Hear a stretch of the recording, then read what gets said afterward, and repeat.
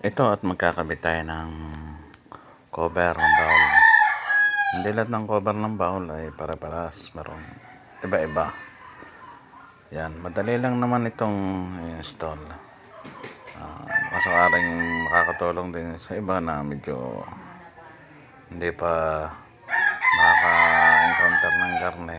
Madali lang install na rin, madali lang ikabit. May pinakalock ari sa gilid. Yan, i-slide lang. At pag nai-slide, tutulak lang at kusa nang matatanggal. Yan ika nga ay parang pinaka-bracket. Yan yung maghahawak sa clip ng tornilyo.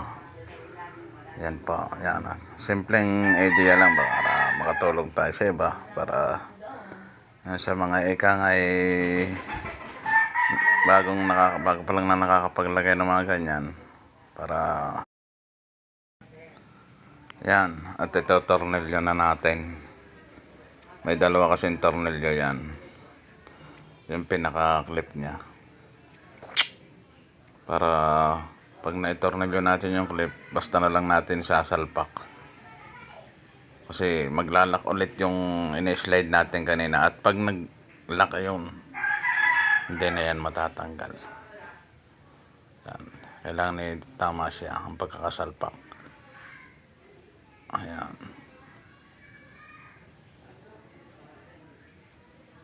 Hindi pa na tama. Yun, okay na. Testing natin kung okay na. Ano, kalimitan nga sa mga cover medyo ganyan. Puro hydraulic na, high-tech na, hindi katulad nung una.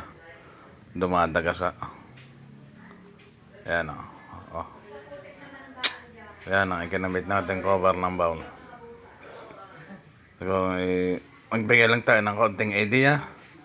Salamat sa mga nanood.